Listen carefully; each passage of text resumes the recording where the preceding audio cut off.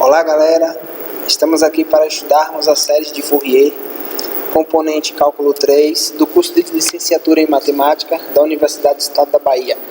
Esse trabalho foi realizado pelos discentes Carlos Eduardo, Cláudia Alves e Thaís Ribeiro e orientado pelo professor Alexandre Lobo. Antes de entrarmos em séries de Fourier, vamos dar um apanhado sobre as funções periódicas. Funções periódicas são aquelas funções que irão repetir os valores de y para um determinado acréscimo no valor de x.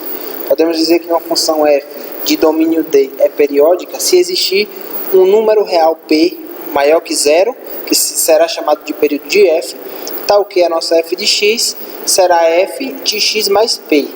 Ou seja, essa função vai se repetir a cada período. Um exemplo disso é a função seno, que tem como período 2π e é periódica. Também a função cosseno, que possui o mesmo período 2π e também é periódica.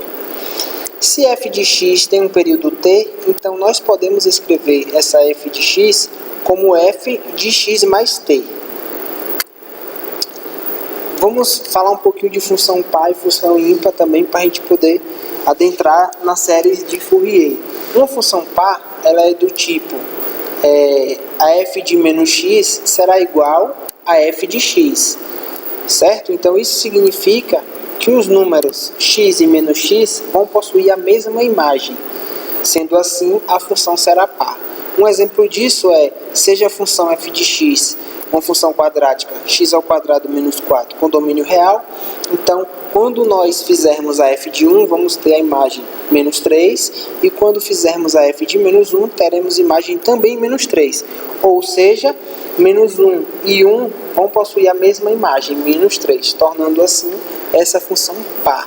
Outro exemplo é a função y igual ao cosseno de x, pois o cosseno de menos x será o cosseno de x, respeitando a nossa lei para a função par. A função ímpar, a gente vai ter a f de menos x igual a menos a f de x. Significa que os números x e menos x vão possuir imagens opostas. Um exemplo bem claro seja a função f de x igual a 3x, uma função do primeiro grau, com domínio real. A nossa f de 1 será igual a 3 e a nossa f de menos 1 é igual a menos 3. Ou seja, 1 e menos 1 tem imagens opostas, tornando assim essa função ímpar. Outra função ímpar que nós temos é a função y igual a menos o seno de x, pois o seno de menos x será igual a menos o seno de x, respeitando a nossa lei para a função ímpar.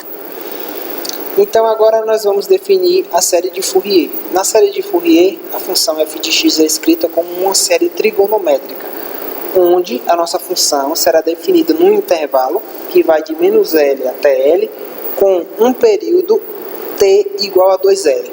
Essa é a nossa expressão geral para a série de Fourier. Então, dentro da série de Fourier, nós teremos três coeficientes, o A0, o AN e o BN. Esses coeficientes eles vão variar dependendo da função que a gente vai estar analisando, ok? O L será o período dessa função, da função dada, como já foi dito, a função que queremos representar como série. Então, definindo os coeficientes, nós teremos o A0, a gente tem uma expressão, certo? Que é A0 igual a 1 sobre L, a integral de menos L até L da função dx. O AN, nós também temos uma expressão já formada, assim como o BN. E essas expressões do AN e do BN, a gente vai usar o cosseno para o AN e o seno para o BN. Portanto, definiremos a série de Fourier como a série de Fourier de uma função f definida no intervalo de menos L até L será essa função que temos aqui, essa expressão, onde a gente vai ter que determinar os coeficientes A0, temos uma expressão pronta, o AN e o BN, todas com as suas expressões prontas, basta a gente calcular e encontrar os seus respectivos valores. Então a gente vai ter aqui um exemplo para a gente poder praticar.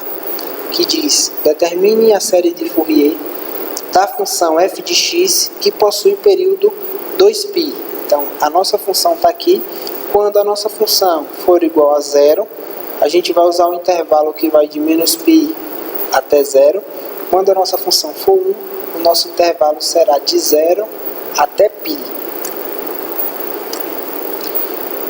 Então, vamos determinar primeiramente os termos dessa série, os coeficientes.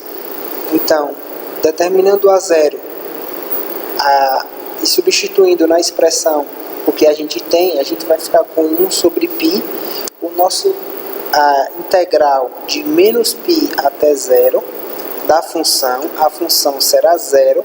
Nesse intervalo a função é zero, dx, mais a integral de 0 até π, 1 dx, e isso será igual, o nosso primeiro termo é igual a zero, então a gente fica com o nosso segundo termo para a gente poder resolver essa integral. Fazendo as continhas, a gente vai ficar com 1 sobre π vezes π. Fazendo a simplificação aqui desse π, a gente vai ter o resultado igual a 1. Então, nosso a zero, nós já temos, ele vale 1. Calculando agora o nosso AN, a gente tem a nossa expressão e a gente vai colocar a substituição de L, né? Então, a gente vai ter 1 sobre L vai ser 1 sobre π. A nossa integral, que é de menos L até L, vai ser de menos π até π. Da nossa função, cosseno de nx dx. Fazendo as substituições, a gente vai ter essa expressão, 1 sobre π, a integral de menos π até zero, a nossa função é zero, cosseno de nx dx, mais 1 sobre π, integral de 0 até π, a nossa função é 1, cosseno de nx dx. Esse primeiro termo vai ser zero, porque nós temos uma multiplicação com zero, então a gente fica com esse segundo termo para fazer as nossas continhas e encontrar o valor dessa integral. Fazendo as nossas continhas, a gente vai ter que a n vai ser igual a zero, pois o seno de π é zero, e aqui trata-se de uma multiplicação sobre esse seno de π, então nosso resultado para o AN é zero.